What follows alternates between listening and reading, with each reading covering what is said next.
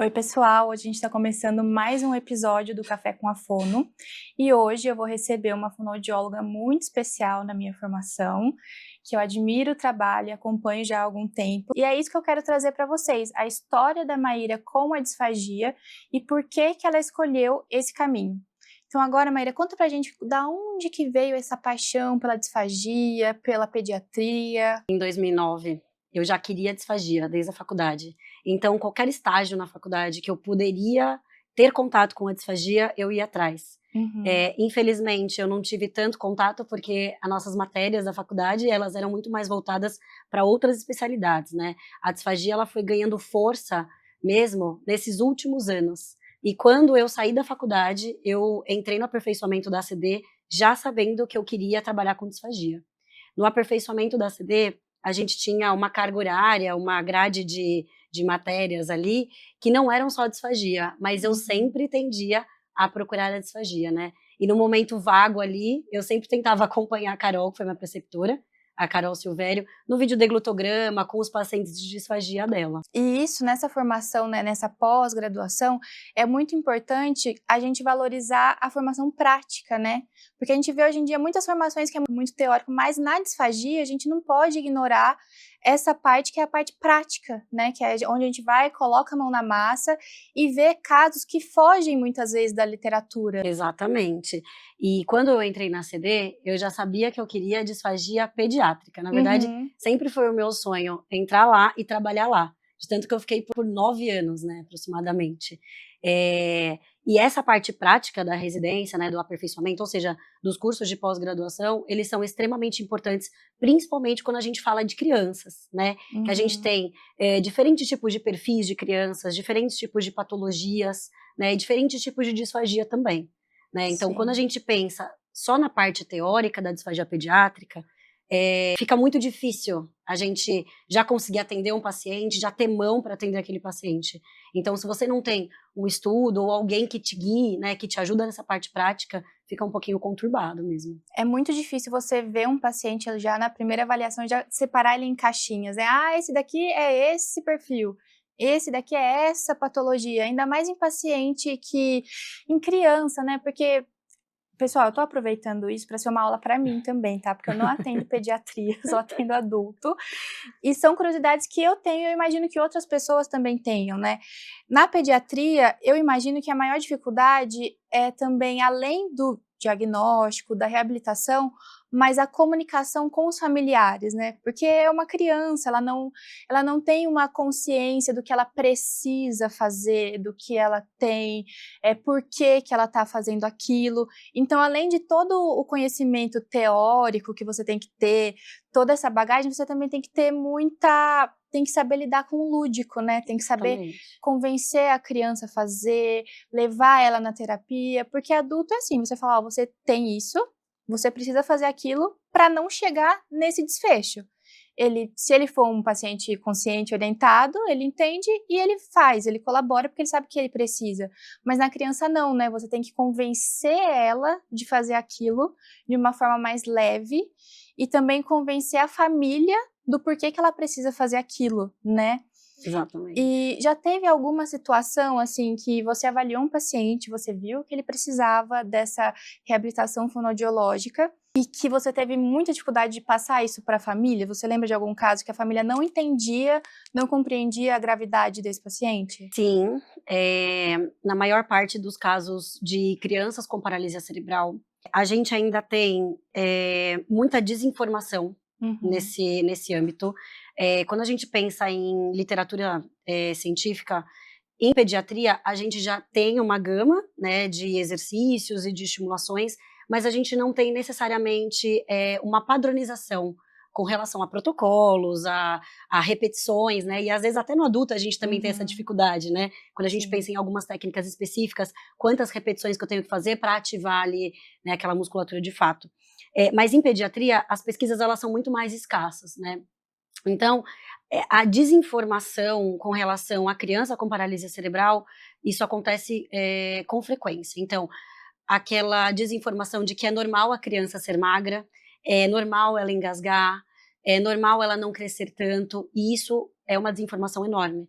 né? A gente já tem diversos estudos que comprovam que a desnutrição ela pode ser muito grave para as crianças, ela pode atrasar esse cérebro que já é comprometido, ele pode atrapalhar na neuroplasticidade, né? Então, eu acho que o desafio que eu tenho, que eu enfrento em geral nesse público, é com a família entender que quebrar esses paradigmas, né, do que é o normal, né? A gente precisa entender que não é normal, né? Tem uma grande diferença entre o comum e o normal, né? Exatamente. Não é porque acontece com frequência que é esperado, né? Exatamente. E o que eu digo na criança, que é muito mais fácil a gente observar os sinais clínicos de aspiração, de penetração, ou então perceber a alteração na segurança da deglutição, do que na eficiência. Quais são os sinais da alteração da eficiência da deglutição?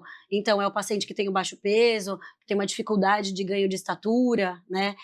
Ganho pondero estatural. Então, tudo isso é uma coisa que eu tenho questionado muito os profissionais, tentado conversar muito com a equipe médica, enfim, toda a equipe que assiste o paciente, para que a gente consiga passar essa informação, quebrar esses conceitos errados, sabe? E quem vai ganhar com isso são só os nossos pacientes. Sim.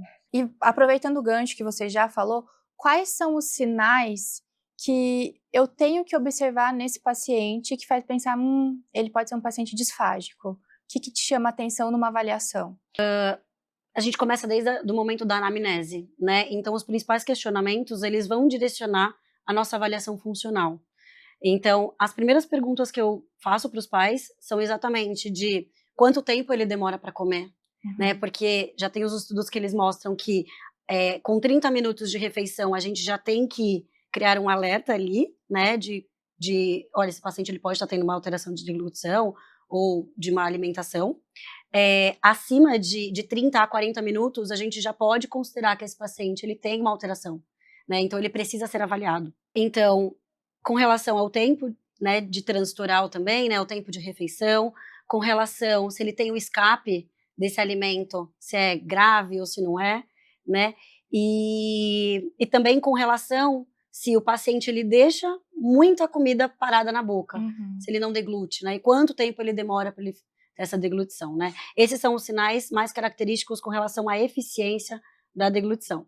Com relação à segurança, aí a gente pode falar dos aspectos mais clínicos, né? Então, por exemplo, ele tem ruído respiratório enquanto se alimenta, tosse, engasgos, pneumonia, algumas intercorrências respiratórias recorrentes, né? E uma outra coisa que eu esqueci de falar com relação à eficiência da deglutição é com relação ao peso. Se esse paciente ele faz acompanhamento com nutricionista, com gastro, como que ele está tendo uma estabilidade de peso ou ele está perdendo peso? Porque criança precisa ganhar peso. Sim. Precisa crescer. É diferente do adulto, que às vezes você quer até manter naquele peso, porque se ele ficar muito pesado ali, né, ele pode atrapalhar as funções ali do dia a dia e tudo mais. Mas não, a criança precisa ganhar peso. Certo. E aproveitando esse gancho a criança precisa ganhar peso, a gente sempre tem essa parceria muito grande com outros profissionais, né? Eu falo que o profissional que trabalha com disfagia, ele nunca trabalha sozinho, é sempre um colega fisioterapeuta, um colega nutricionista, um médico. Chega bastante caso para você encaminhado por nutricionista, por essa questão da perda de peso? Você já conseguiu criar essa rede de profissionais, de conscientizar os profissionais para indicarem para você? Porque, essa perda de peso pode ser um sinal de disfagia. Sim, quando a gente pensa nessa rede de profissionais que normalmente me encaminham, a gente fala de nutricionista, a gente fala de otorrino, laringologista, a gente fala de gastro, né, que normalmente esses pacientes eles já chegam com uma queixa, às vezes eles chegam com uma queixa muito específica, assim, de refluxo, e quando você vai ver, ele é disfágico, né, então pediatras, atendo muito pacientes que fisiatras me encaminham, tanto de pediatria como também de neuroadulto, né?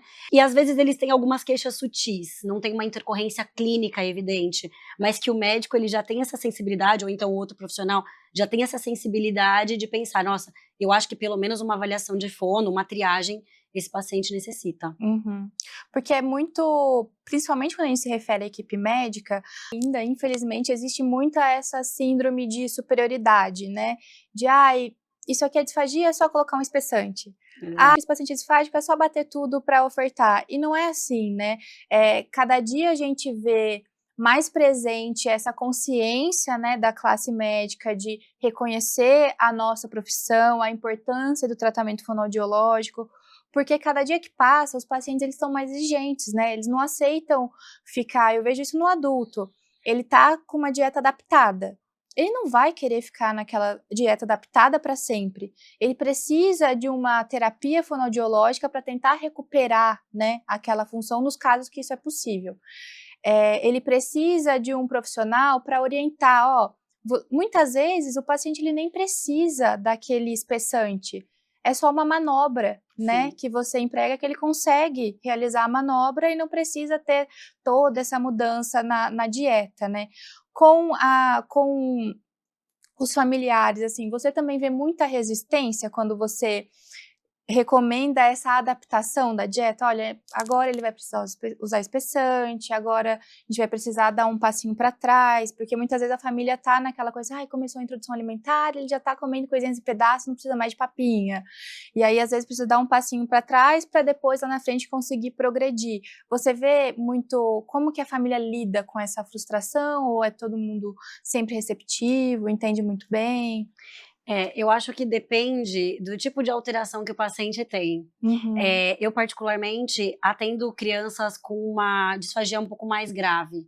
Então, quando elas chegam para mim, elas já têm uma alteração muito grande, por exemplo, na segurança. Então, já teve Uhum. histórico de pneumonias, tem engasgos frequentes, né?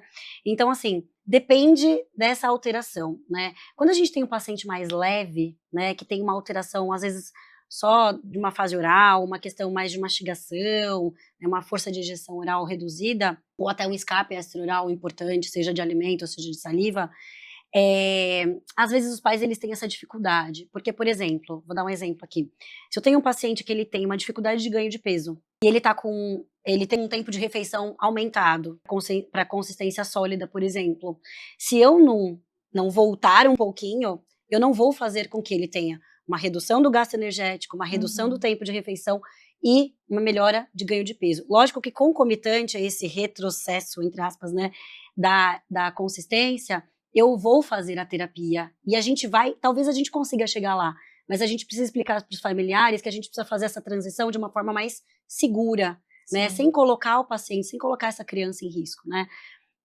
Então eu acho que depende bastante, né, do tipo de familiar, do tipo da criança, e eu acho que é exatamente esse manejo na disfagia pediátrica que você tem que ter, né, esse é um Uhum. diferencial.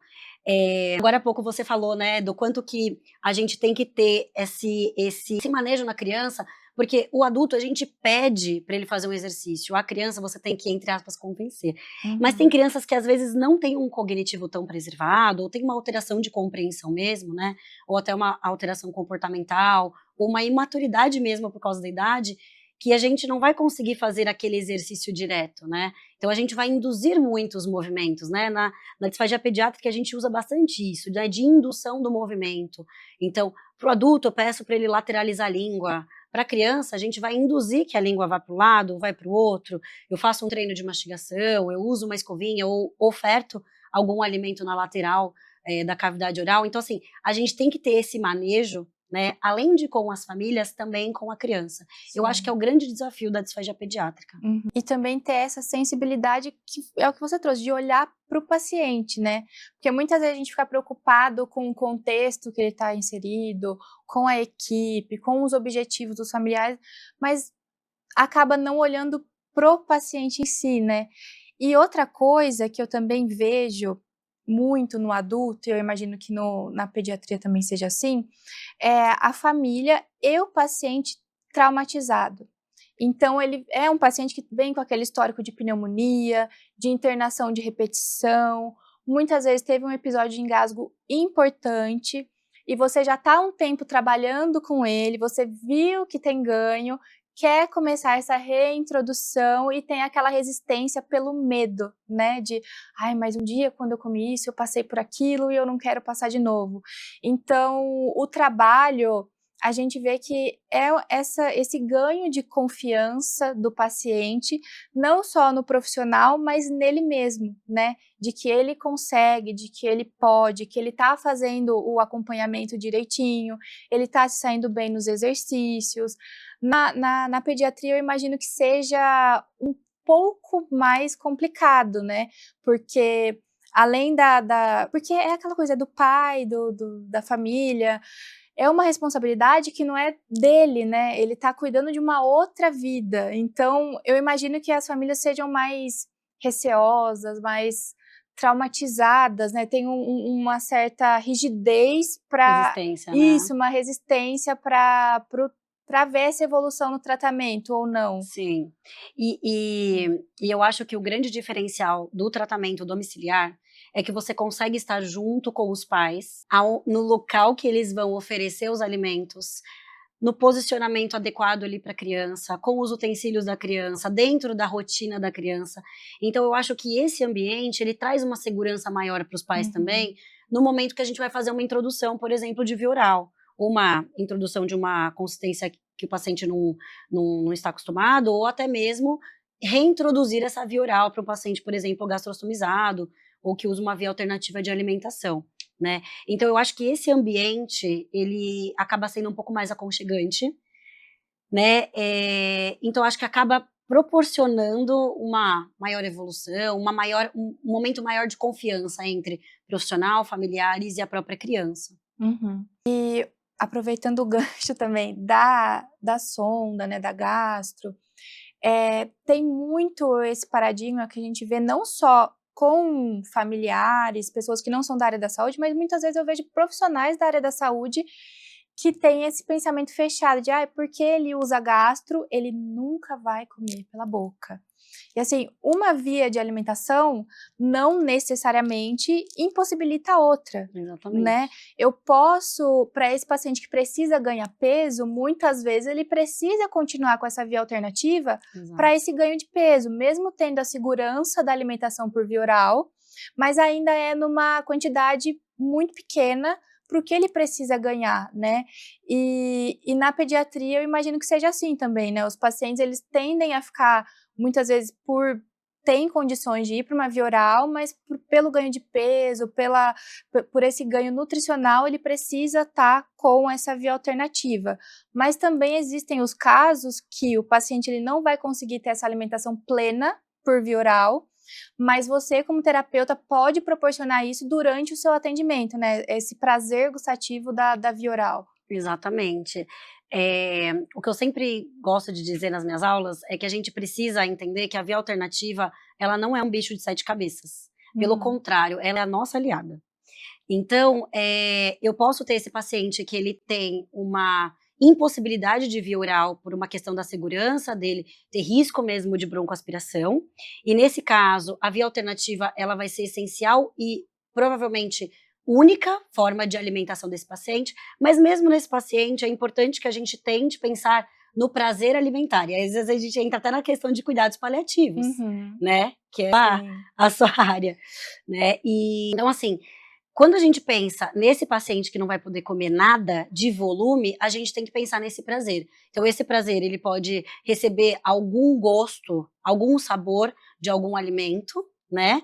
Sempre pensando nessa questão da segurança, às vezes até com supervisão da fono, ou somente no momento da fono, né? Mas a gente sempre vai tentar, conforme dê, né, orientar os pais de fazerem alguns estímulos, alguns sabores, enfim, até para a gente manter essa deglutição de saliva, né? E aí eu tenho também aquele paciente que vai usar a via alternativa de alimentação pela questão do peso, né? Nesse paciente, a gente tem que ter um contato maior ainda com profissionais que estão envolvidos nesse processo. Então, gastro, nutricionista ou nutrólogo, né, e pediatra. A gente precisa ter esse contato direto. Por quê? Porque é uma criança que ela vai precisar nutricionalmente daquela via alternativa, mas ela não tem uma alteração na segurança, então ela pode continuar se alimentando por via oral, né? Então, nesses casos, a gente vai pensar nessa via oral parcial. Então, ela pode comer, por exemplo, no almoço até 30 minutos, uma consistência, né, seja um sólido, enfim, uma consistência segura a ela, Depois desse período, ela vai precisar de uma suplementação, e esse alimento ele vai ser passado pela gastro, né? Então, quem que vai nos auxiliar nesse momento? Quanto de volume que vai pela boca e quanto de volume que vai pela gastro, né? Então, a equipe de nutrição, nesse sentido, ela é essencial, tá? Pra gente fazer essa ponte. E, exatamente, acalmar o coração dos pais, porque quando a gente orienta, né? Quando a gente pensa nessa indicação de via alternativa para um paciente que, entre aspas, só é baixo peso, né? Porque às vezes os pais falam, não, mas tá tudo bem, né? Quando a gente pensa nessa indicação, a gente precisa acolher, a gente precisa explicar, a gente precisa trazer toda uma equipe para conversar com esses familiares, né? Para dar essa segurança para esse familiar. E a partir de qual momento eu identifico esse paciente como um paciente pediátrico e não neo? Em que momento você acha que é interessante esse médico pensar, ó, agora tá na hora de eu encaminhar para fono e tem que ser uma fono pediátrica? Como que... Eu não sei. Eu acho que eu acho que o principal olhar, assim, é a partir do momento que o bebê já não é mais bebê, ele já está se tornando uma criança, né? Então, ali para mais ou menos uns 6, 7 meses, quando ela já está conseguindo ter o controle corporal, né? O controle de tronco, o controle cervical, que já está começando ali a introdução alimentar, né? Aí a gente pode pensar numa criança um pouquinho mais pediátrica ou que vai iniciar a introdução alimentar, né? Se a gente for pensar no neonato, a gente pensa muito na questão de reflexos também, né? O quanto que esse reflexo de sucção ele ainda está muito presente e o quanto que na criança isso já é uma questão mais voluntária, né? E aí uma coisa que acontece bastante, que eu observava muito com relação aos pacientes quando eu trabalhava na CD, é que eles já tinham um histórico neonatal, muitas vezes um pouco conturbado, mas que eles davam conta daquela sucção. Só que a partir do momento que ela vai perdendo o reflexo e que vai se tornando uma questão mais voluntária, essas crianças começavam a apresentar muita dificuldade. E não só na questão de deglutição, na própria questão de introdução alimentar, de aceitação de algumas texturas em cavidade oral, né, ou até de certos recusas de algumas texturas ou de alguns alimentos, né. Então, é como se ali no neonato ele estivesse caminhando até, né, mas chega no momento que a gente consegue observar uma piora aí da deglutição, que aparentemente você acha que é uma piora, mas não necessariamente é uma piora, talvez a gente já pense numa questão mais pediátrica, né? Sim. E que aí a estratégia, os exercícios, enfim, a visão ela vai ser bem diferente. Agora mudando um pouquinho, você tem a prática tanto hospitalar quanto domiciliar. O que te conquistou em cada uma delas? O que te levou a atender no hospitalar e o que te levou para o domiciliar? Primeiro eu comecei a minha carreira, né, como eu já falei, na CD, então eu trabalhava muito ambulatorial, né, tanto o SUS, enfim, e como outras famílias também de alto nível financeiro. Eu comecei a sentir uma necessidade nesse meio tempo de conseguir receber esses pacientes, observar esses pacientes de uma forma aguda, e não só numa questão crônica quando ele chegava para mim no ambulatório, né. Então eu senti essa necessidade, e aí juntamente com o meu mestrado, eu tive a oportunidade de fazer o meu mestrado e também trabalhar no Hospital São Paulo, né, atendendo tanto pacientes adultos como também a pediatria, tá? Então, eu entrei no mestrado, veio a pandemia, e aí nesse meio tempo descobriram que eu atendia disfagia adulto e me colocaram ali para atender os pacientes com Covid. E para mim, assim, foi uma grande oportunidade, porque eu já estava com essa sensação, eu já queria entrar nisso, né? Eu acho que mais ou menos desde 2015, 2016, eu já estava com aquela vontade de ir para o âmbito hospitalar, mas eu tinha a CD e eu também tinha os meus pacientes domiciliares, né? Que eu acho que eu de verdade eu me ver não atendendo paciente domiciliar. Você consegue enxergar toda a dinâmica familiar, você consegue enxergar toda a dinâmica da criança, né?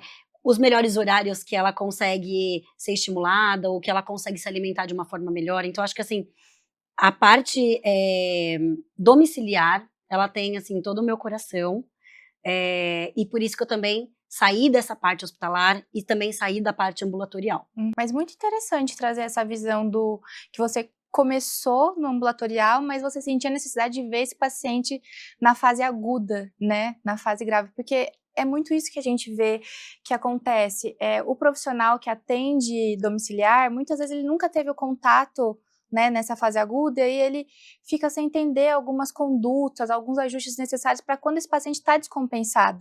Porque muitas vezes o paciente chega a ficar agudo, descompensado, mas ele não vai para o hospital. Exato. Ele acaba tendo esse manejo em casa, e você tem que saber lidar, né, com essa situação, a manejar esse paciente que está num contexto fora do comum, fora do habitual, né. Outra coisa que eu lembro, Má, é que no seu período no Hospital São Paulo, você foi minha preceptora. Então, eu queria que você trouxesse também um pouco a visão da importância, de ter um ambiente preceptorado para a formação de quem quer trabalhar com disfagia, especialmente disfagia pediátrica. E aí traz um pouquinho do que a gente estava falando com relação à questão prática, né? Uhum. Então é importante que tenha essa parte teórica e também tenha esse preceptor que te acompanhe, né? Seja no adulto, seja na criança, porque quando a gente fala de disfagia, a gente está falando de uma coisa muito séria, né? Quando eu entrei na faculdade, as pessoas falavam assim, nossa, mas você quer ir para a área que a única área da foro que pode matar alguém, não é? Acho que todo mundo escuta isso, né, na graduação, quando pensa em E aí eu falei disfagia. assim, sim, eu quero, porque eu acho que a gente tem que ter bons profissionais nessa área, a gente tem que ter pessoas que realmente gostam disso, né? A demanda, ela está aumentando, né, como a gente estava falando, essa demanda, ela tem aumentado, mas a demanda de especialização, de cursos teórico e práticos, ela também tem que aumentar, Sim. né? Não dá para a gente pensar numa especialização só no modo EAD, a gente precisa ter ali a prática. Ali no momento da prática, aí eu vou falar, eu como preceptora, eu acho que a sua o maior benefício que você tem é de você conseguir observar algumas coisas que o aluno faz e que às vezes você já fez também, Uhum. né? E você dar aquele toque, você dar uma sugestão, ou você dar uma orientação, né? Eu falo que sempre quando eu dou aula, eu também aprendo o dobro, porque os alunos trazem casos, né? A gente observa alguns casos diferentes também, nós raciocinamos junto, né? Sem contar o que eu acho que é mais benéfico da residência e dos aperfeiçoamentos, né, que tem essa parte tanto hospitalar como ambulatorial, multiprofissional, é de você ter essa conversa com os outros profissionais, né, de ser uma coisa fluida entre o paciente. Então, você consegue fazer, por exemplo, uma visita no hospital, né, você consegue ter aquele ambiente, aquelas pessoas discutindo um caso só, né, e que isso é super benéfico para o paciente, Uhum. né, então eu acho que essas oportunidades de prática são essenciais, assim. E por ser também um ambiente controlado, né? Porque você tá tendo a prática, mas você tem uma pessoa por trás que você sabe que tem uma trajetória, uma carga de experiência maior que pode te dar o suporte caso algo fuja do controle, né? Caso chegue um caso que você nunca viu na sua vida. Porque acontece muito isso, de você estudar muito teórico, falar assim, nossa, eu tenho conteúdo na ponta da língua. Aí chegou beira-leito, meu Deus, você trava, você não sabe o que fazer. E às vezes você até pensa, é isso que eu posso fazer, mas você não tem segurança para isso. E saber que tem aquele seu preceptor que já passou por isso, que está disponível para discutir com você, para te guiar, se você fala assim, olha, eu acho que a minha conduta vai ser essa. Ele te faz refletir, né? Ele te devolve a pergunta, tem certeza? Por que você acha que é seguro ter essa conduta? E aí, nisso, você vai exercitando o seu conhecimento, as suas perguntas, que muitas vezes o paciente vai te fazer essa mesma pergunta. E você já se preparou tendo essa discussão de caso com o seu preceptor. Então, esse ambiente controlado, ele traz muita segurança para lá na frente, quando você terminar a sua residência, terminar seu aprimoramento, você conduzir os seus casos com mais confiança e passar essa confiança para o paciente. Porque o que eu vejo muito hoje é isso, é família carente de profissional que sabe o que está fazendo. Sim. Né? Que muitas vezes vou trazer uma experiência minha. A família, ela quer ser atendida por mim porque ela fala, eu vejo que você tem confiança no que você está fazendo. Quando vem outro colega, ele fala, eu acho que talvez você deveria... Assim, se eu, que sou profissional, não tenho confiança na minha conduta, como que eu vou querer que a família compre, né, essa ideia que eu tô Exato. dando, essa conduta que eu tô passando? E Exatamente. muitas vezes o paciente ele chega e fala assim, já fazia acompanhamento com fono há 2 anos.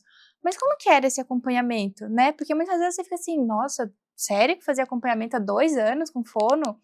Porque é isso, se você não tem firmeza na sua conduta, o paciente também não se sente não tem essa confiança para seguir o que você está falando. Sim, Então é uma faca assim de dois gumes, é ruim para sim. ele e é ruim para você. Não, e em pediatria, eu acho que é uma situação um pouco mais complicada, porque é aquela mãe, aquele pai que está confiando a vida do filho dele em você, Uhum. né. Que é o bem mais precioso É dele, né. diferente, né, no adulto, às vezes você pega o familiar, é o filho, é o neto, né. Lógico que tem um carinho também, né, mas é diferente essa relação. Além do que, a criança ela é muito mais sensível, né, qualquer coisa que você faça de errado, você pode prejudicar esse desenvolvimento cerebral. O adulto ele já tem aquele cérebro formado, né, Uhum. então você já tem essas informações ali naquele cérebro, né, você só vai tentar reconectar, né, fazer essa Sim. neuroplasticidade e tudo mais.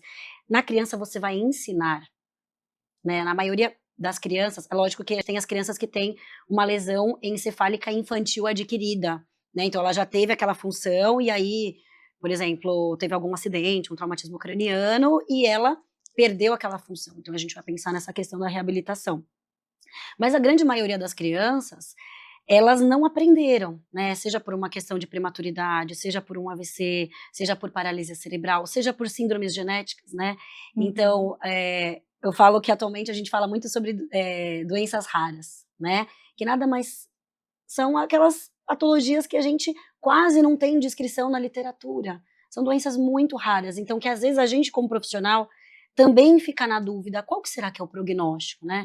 E eu Uhum. acho que esse é o grande diferencial de você ter já um diagnóstico pré-estabelecido, um diagnóstico precoce inclusive, de você já conseguir pensar: "Nossa, até onde eu posso chegar com essa criança?", né. Até onde ele consegue, né.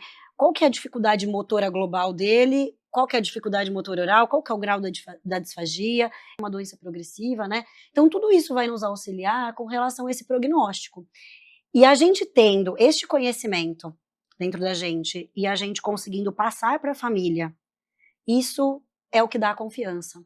Porque Uhum. às vezes a família vem com uma mega expectativa, né, e isso Sim. em pediatria é o que mais acontece. Então a família vem com uma mega expectativa, e às vezes a gente tem que adequar essa expectativa bem para baixo, né, porque Uhum. às vezes é uma doença progressiva, às vezes é uma criança que o prognóstico de vida é bem reduzido, né, então a gente precisa ter muito cuidado, muito cuidado. E, quem quer trabalhar em disfagia e principalmente disfagia pediátrica precisa estudar muito. É um é uma educação continuada, então se eu recebo um paciente com uma síndrome que eu nunca ouvi falar, o mínimo que a gente pode fazer, que a gente deve fazer é, eu vou pesquisar, eu vou atrás de artigo científico, eu vou atrás de médico, eu vou conversar com o médico desse paciente, né, Uhum. para ele também conseguir me auxiliar, para depois a gente conseguir dar uma devolutiva para essa família de uma forma muito tranquila e muito confiável, muito segura. Sim, e por isso que é importante sempre estar buscando, então, curso de atualização, participar de congresso, porque o Exatamente. pessoal tem muito essa ideia de que também a participação em congresso, você está indo lá para aprender, você vai ter uma aula completa, não é isso, você vai no congresso para ver o que tem de novo, Exato. e aí cabe a você procurar se aprofundar nos estudos e se especializar, né. Então, por isso que hoje a gente tem tantos cursos de pós-graduação, monitoria, você dá aula, né, na Sim, Fonotrade, tem mais plataformas tem, tem que a diversas Maíra dá, plataformas, né, sim. então Tem é para você isso. falar, eu prefiro nem dizer que senão eu posso esquecer de alguém e vou ser bem injusta. Mas tem também isso, e eu acho que uma outra coisa que é bem interessante, que a pandemia ela veio trazer de um benefício muito grande, é a questão do online e da sua supervisão online, né, eu tenho bastante costume de fazer, eu acho que é um grande diferencial, porque ali você pode ter então a sua profissão, o seu, aprimoramento, o seu curso de especialização ou de atualização, mas você às vezes precisa discutir um caso específico e que às vezes ali na aula não dá tempo, ou você quer uma conversa, uma discussão muito mais ampla, né. Uhum. Então, essa questão da supervisão, eu acho que também é essencial, né. Então, quando tiver dúvida, Não abra mão disso, né? A gente precisa ter a humildade de pedir ajuda, Sim, né? sim. De conversar, de discutir o caso, seja com os nossos colegas de trabalho, ou seja mesmo fazendo uma supervisão, que é onde o caso fica muito mais organizado, né? Uhum.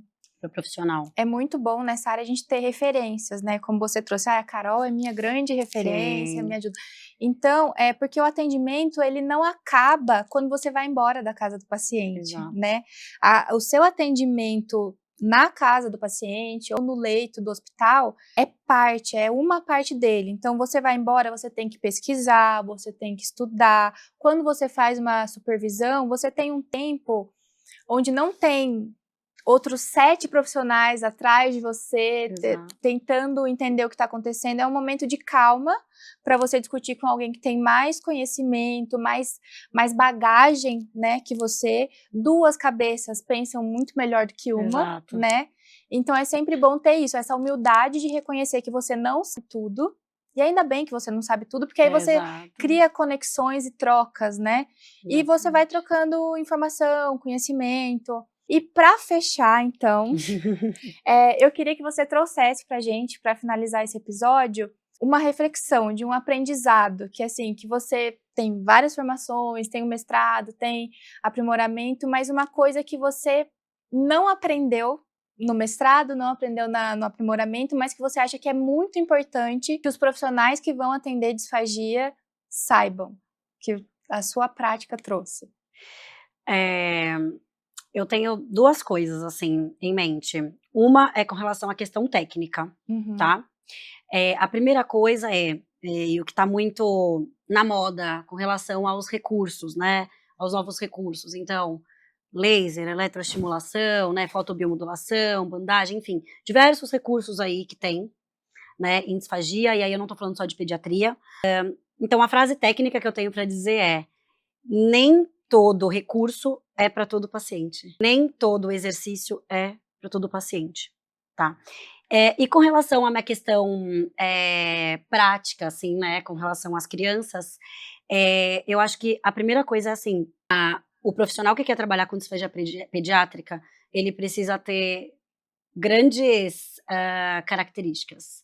Então, amor pelo que ele está fazendo, ele precisa ter carinho pelo paciente, ele precisa ter segurança no que ele está fazendo, e ele precisa ter paciência com aquela criança, paciência com os pais, com os familiares. Eu sempre gosto de dizer que disfagia pediátrica a gente faz um trabalho de formiguinha, né? E eu acho que também na disfagia neurogênica de forma geral, né, a gente tem aqueles pacientes que eles vão evoluindo a cada passo, né? Então, quando eu falo de paciência, eu também digo disso. Às vezes a gente tenta cobrar muito do nosso paciente um resultado que às vezes os pais querem que a gente tenha como profissional ou que aquela criança tenha, mas a gente precisa ter paciência, porque cada criança precisa do seu tempo. Muito obrigada, viu, Má? Eu amei a nossa troca, foi uma conversa incrível. Tenho certeza que quem está assistindo vai aprender muito. E espero que a gente se encontre mais vezes. Muito sucesso para você nessa sua trajetória, nos seus projetos, que ela tem um projeto lindo que chama Casa Disfagia, né? Com outros colaboradores. Quem tiver curiosidade, ela vai estar como colaboradora na minha postagem, então é só entrar no perfil dela e dar uma olhada lá.